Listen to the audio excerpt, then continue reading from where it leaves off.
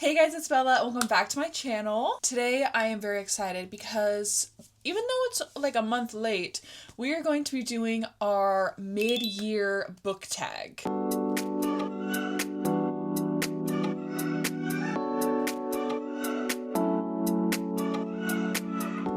We are officially over halfway through 2025, so let's go ahead and go through these questions. This tag is going around on Book Talk right now. I don't know the original creator, so I apologize for that. I thought I would, put my little 2 cents in and talk about, all the things that has been going on so far in 2025 with my reading journey. If you guys like book videos and content like this, subscribe to my channel and give this video a thumbs up, and let's just get right into these questions. Okay, the first question is the top 5 books so far this year. Okay, I have read, I think, 103 books. I have to double check.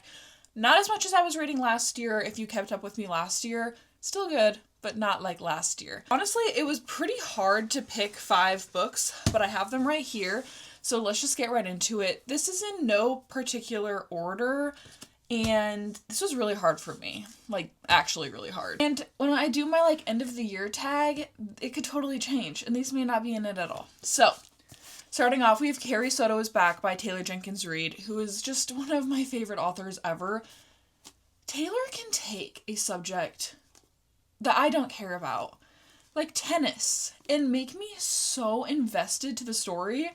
This is about Carrie Soto, who was literally one of the best tennis players out there. She decides to come out of retirement and try to defend her title because someone is coming up in the scene and looking like they're gonna take over her title. She's way older now. She is not the same age that she was when she was winning all these competitions and literally became the best in the world. I just love this book. I mean, I was so invested. A lot of the chapters are specific matches of tennis, and I literally felt like I was watching the games while I was reading this. It was just so involved and so intense. I just had a really good time reading this book. And I hope she writes more books like this, where she just, same with Atmosphere. Take a subject like astronauts and just make me so invested in the story. Like, she's just the best, okay? Second, Bury Our Bones in the Midnight Soil. Okay, Miss V.E. Schwab. Literally my queen. This is literally just so good. If you haven't heard about it, it's literally toxic lesbian vampires spanning over 3 different generations. It follows 3 different women. It's literally so delicious. Like, this book just feeds my soul, and I feel like I'm going to be thinking about this book for a long time, and I feel like it could be my book of the year. I'm not sure, but it's just so good. I just love V. Schwab so much. Next is Enchantra, which actually surprised me because I liked Phantasma a lot last year. I think I gave it 4 stars, but Enchantra just actually blew me away. It was so good. It follows the sister to the girl from Phantasma. She enters this house called Enchantra, and it's basically a game where there's all these siblings and they spend, I think it's a week, basically a week where all the siblings are hunting each other down, and one sibling will survive. And they do this, every so many years. If you're the sibling to survive, you get some freedom. It's this whole thing. But anyway, she accidentally ends up in that competition, and she has to survive, and she, there's romance, little enemies to lovers, and it's just so good. It was so fun. I love the dark dark vibes. It wasn't dark romance, but just dark gothic kind of vibes with fantasy. Oh my god, this book was so good. Cannot wait to see what this author does next. This one took me by surprise. I recently read this. This is Never Keep, and I want to honorable mention Echo Fort, which is the second one. This is written by the Twisted Sisters, the same authors who did Zodiac Academy, which is just one of my favorite series of all time, genuinely.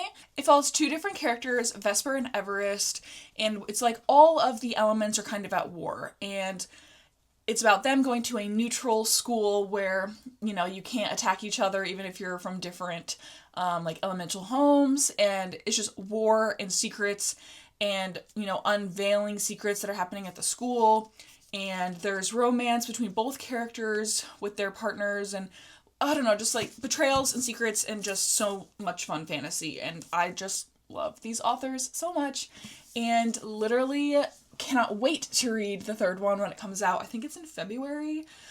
I can't wait. And then my fifth favorite book of the year so far, Metal Slayer. I literally read this 2 days ago. I had the best time reading it. It's really fresh in my memory, but I knew that this was going to be one of my favorite books literally from the beginning of starting it.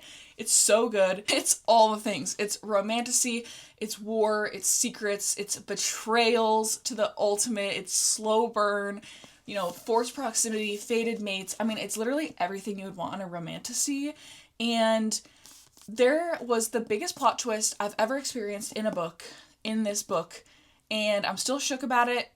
Literally, when is the next one coming? I need it so bad, and that's all I can really say about this. Definitely recommend adding this to your TBRs if you haven't read it yet. It is so good. Just add it right now because you won't regret it. Let's talk about the next question, which is new releases that I have yet to read. Pulled 4. These are my most anticipated ones that I'm excited to read. We have The Night and the Moth by Rachel Gillig. I really enjoyed One Dark Window. Didn't love Two Twisted Crowns, but I'm really excited to read this. The fan art that I see of people posting of these characters, like, why have I not started this yet? This needs to be my next book I read. Like, I know I'm just gonna eat it up. So, Night and the Moth. The irresistible urge to fall for your enemy. I just picked this up. I know that it's like romantasy. It says loyalties are tested in this slow burn, enemies to lovers romantasy, following an assassin and a healer forced to work together to cure a fatal disease while resisting the urge to kill each other, or worse, fall in love. So, up my alley. And then we also have Rose and Chains by Julie Soto. Literally cannot wait to read this as well. Again, romantasy. The war is over. Her side lost, I believe, and then she's sold to her enemy who just won the war, something like that. And there's a super sexy man, as you can see on the cover. So, cannot wait to read this. Then the fourth one that I don't understand how I've put it off for this long is Releasing 10 by Chloe Walsh. Literally cannot wait to read this again. I think the size just intimidates me, which, I mean, it was the same for the other ones. Like, every time I went to pick the next one up, I was like, oh my god, this is gonna take me forever. And then I would binge it in one day. So, I just need to continue it. Follows Lizzie and Hugh. Yep. Like, girl, what are you doing? If you've read it, just tell me to read it, okay? Convince me to read it right now because I know I'm gonna just love it. Okay. The next question we have is new fictional crush. And I knew who I was gonna put immediately. We're going back to Enchantra.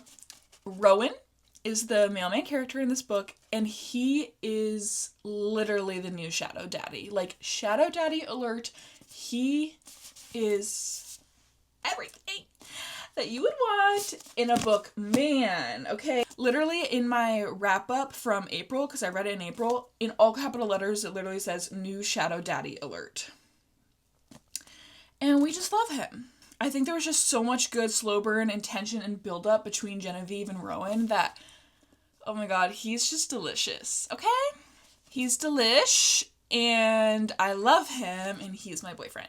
Okay, fourth question. Let's talk about most anticipated releases for the remainder of the year. I know that there's probably so many, but I just can't even spend the time to sit down and research all the books coming out between now and December. So I picked 3 that I have on my radar, but there are so many more.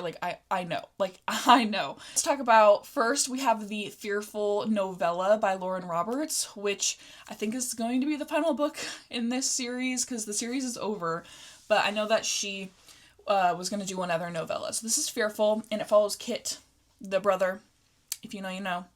And I'm super excited to see that. I'm pretty sure it comes out really soon. So I'm really excited to read that. And then we have Love Arranged by Lauren Asher, which is the next book in this series. I really liked the first 2. What are they called? I have Love Redesigned and Love Unwritten. So Love Arranged is the next one, and I am very excited. I really don't love romance very much anymore. Like, it's just not really my genre. I find myself bored. I think they're really unrealistic a lot of the time, and I think they're really repetitive, but Lauren Asher, I do really enjoy her books a lot, so I am really excited to read the next one. And then the third book that I'm so excited about is Merry Christmas, You Filthy Animal by Megan Quinn, because last year she came out with How My Neighbor Stole Christmas. Sorry, I'm referencing because pregnancy brain. That was one of my top 10 books of last year. A Christmas-themed romance, which is just so crazy to me. I freaking loved that book so much. It was so fun. Megan Quinn's books, you guys know, like, they are so fun and quirky and just out there, and I just had such a good time reading that I cannot wait for this next one.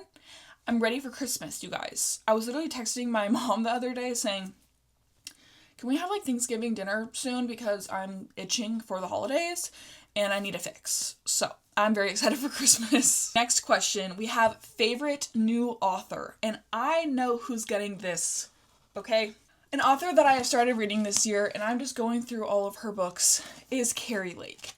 I love Carrie Lake's writing. Like, she's quickly become one of my favorite authors, like that. I have read Nocticadia, Nightshade, and Anathema, and I think that's it. But I literally devour her books. They are dark, gothic fantasies.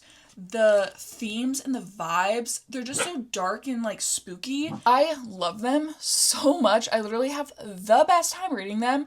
They've all been 4, 4.5, 5 stars for me. But I just love the way that she writes. Like, I just love her brain. And Carrie Lake, I love you. I love you so much. And I will read anything that you come out with.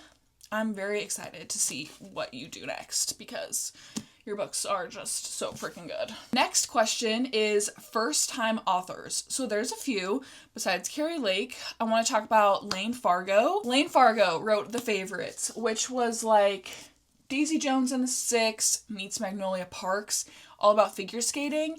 And this was a really fun read. I thought it was, really just unique and similar to Taylor Jenkins' Reid, where Carrie Soto's Back, where, like, you took something like figure skating, something I wasn't really interested in ever, and made me obsessed with the characters and their story and their competitions and just, like, all of it.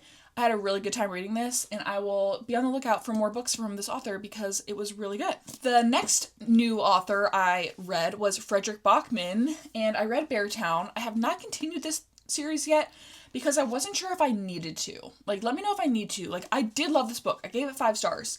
But I wasn't, like, itching to continue immediately after, so let me know. But Frederick Bachman's writing is just so unique, and I need to read more books from him. Like, I know My Friends just came out this year, so maybe I'll try that. Or should I continue this series? Let me know, because very unique writing. I loved it from the beginning. So, yeah. Beartown was my first Frederick Bachman book, so he's a new author for me. The last new author I have on here, I didn't grab the book because I'm stupid, is Daphne Perry. I read Shield of Sparrows. I know that she's a romance author, and Shield of Sparrows was her first fantasy, I believe. Literally devoured that book, 5 stars. I almost put it in my top 5 reads of the year because it was so good. I love that book. She needs to continue writing fantasy. Cannot wait to see where that series goes. Shield of Sparrows, Daphne Perry. Should I read her romances? I probably should. Okay, now let's go to least favorite reads of the year, because there's a couple. The Let Them Theory. Kind of random that I'm even putting this in, but I was open to reading a little self-help book. I'm all about that, and I'm someone who has control issues, but also I get affected by other people's decisions too much, and I need to not. I need to let it go. I need to just let them be them and just worry about myself and not get so affected by other people's decisions and how it affects me. So I was, like, really excited to read this book, and I just thought it was pointless, honestly. Everything was too niche. Like, there was a full chapter on how to get over a breakup, and I was like, okay, I'm literally married. And then there was just, like, so many niche chapters that I couldn't relate to. And then the other thing that bothered me, I actually listened to the audiobook because it was giving more podcast, and I liked that a lot. But the amount of times that the author said let them in this book nearly took me out. I mean, someone should actually count, because I bet it's 1,000 times. And I was just so irritated by the end. I was like, please, let this book be over. Can't do it. Next least favorite read was Wild Side by Elsie Silver, which I loved. Wild Love and Wild Eyes. Those were great. Something about this one did not do it for me. I don't know if it was like the situation or the fact that he was a pro wrestler. I literally don't know what the problem was with this book, but I hated this book. Elsie Silver, I'm so sorry. I just did not like it. The other one I want to talk about is Say You'll Remember Me by Abby Jimenez. I own all of her books, and I got an ARC for this, and an e-ARC, and then I literally didn't even purchase it. I think it was the biggest letdown of the year. Her books are incredible. Like, Yours Truly and Just for the Summer are two of the best romances I've ever read. Literally 5 stars. I annotated them. And then this one was like, what is happening? It did not seem like the same author. I do not recommend that book. I hated it, honestly. So I'm really let down by that book. So that deserves to be in least favorites of the year for sure. Okay, let's move on. Let's talk about some DNFs because we have had 2 that I can recall. Number 1 is Cruel is the Light by Sophie Clark. It's actually a Fairy Loot monthly book that I decided to read. I got about 65% through this book and just was like, what am I reading this for? I was bored. I still didn't really understand what was happening. I didn't understand like the dynamic between the main characters. I just didn't like it, which is really sad because it could have been good. But I also really hate reading fantasy series where they take place in modern places. Like, if I remember this correctly, this took place in the Vatican or Vatican City, and it was like all around Italy, and I just don't like reading fantastical stories in real world places. It just doesn't fit for me. It doesn't do it, so I did DNF this one. And then the other one I DNF'd was Nora Goes Off Script by Annabelle Monaghan. I've given up on this author. I've DNF'd every single one of her books, I think. And this one was just as bad. Basically, her husband leaves her and she turns her falling apart life into a movie script and sells it. And it's going to be shot as a movie in her own house. And then she ends up falling for the person who's playing her husband. I hated it. Literally hated it. Sorry if you like her books a lot. They're just so unrealistic to me. I can't get on board with it. So this was another DNF for me. Okay, next question. We have Most Beautiful Book. And this is a tie for me. Number 1, I have to mention The Night and the Moth. I mean, this is just one of the most beautiful books and edges literally ever. And the inside, gorgeous. It's also like so heavy. Like, does anyone else feel like this book is just so heavy? I don't know, but I just think the cover and the edges are just so beautiful and magical, and I love them. I had to mention, this is a Fairy Loot book. This is The Rose Bargain, which actually was one of my favorite reads I've read this year also. Fantasy meets Bridgerton. So freaking good. Love this cover. It's so beautiful. The edges are so beautiful. Here's the inside, but look at the cover of the actual book. Are you joking? Let me check what the back art is. Oh yeah. I'm literally sick. It's so beautiful. It's one of my favorite Fairy Loot books they've ever done, and it was in a monthly subscription. It wasn't even one I had to buy, so we love that. So, Most Beautiful Book, definitely those 2. They are so gorgeous. The next question is series to finish, and I spent a lot of time thinking about this because I don't know. There's 2 series that I am technically in the middle of. Okay, let me grab them. Well, first I want to actually honorable mention Twilight because last night I decided to read Twilight for the first time and I'm about halfway through the first book. So technically that's a series that I'm gonna work on finishing if I continue it. I just thought it would be fun because I love the Twilight movies. 2 books that are in the middle of series that I need to finish. First is Queens of Woven Fates by Katarina Stevens. The first one was Queens of Spells and Stone. Loved it, gave it 5 stars. I literally need to just pick this book up. I love the first one so much. My issue is I have a really bad memory right now with pregnancy. And that's actually my issue with the next one too. A Vow of Embers. Loved the first 2 of both of these books. Both of them, 5 stars for me. I have the worst memory I can't remember anything that happened in these books, the first ones. I have like the little summaries I write when I do my wrap-ups at the end of the month so that I can look back on, but I'm having a hard time recalling them. So I probably need to read both the first ones again and then continue, but they are both 5-star reads for me, so I know I love them, and I know I'm going to love both of these, so I don't know if I just need to wait till I'm not pregnant anymore, or I don't know. But these are the books that I need to continue that are in the middle of series. Next question is books that I surprisingly loved. I chose these because it wasn't like I thought I wasn't going to like them. I just didn't have like necessarily 5-star read hopes, or I'll explain. Jenna Jameson's memoir. I absolutely loved this book. This is actually, I think, the first book I read this year, or one of the first few, and I still think about it every single day. It's going to go in my top 10 books of the year for sure. It is the best written memoir I have ever read.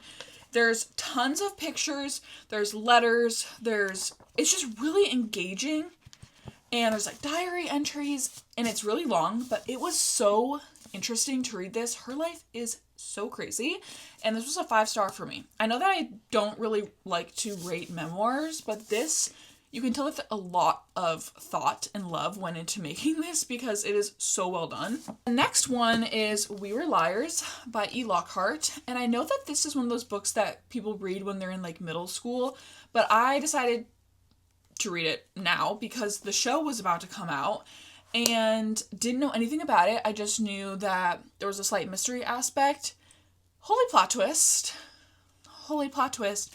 I was laying in bed with one of my friends. We were in California, and I was reading it, and she had already read it, and I got to the part, and I literally like gagged, stood up, was like, I'm sorry? Craziest plot twist ever. So I really enjoyed this. I know a lot of people don't really like it when they read it as adults, but I vibed with it. It was a good one. Okay, Summer in the City.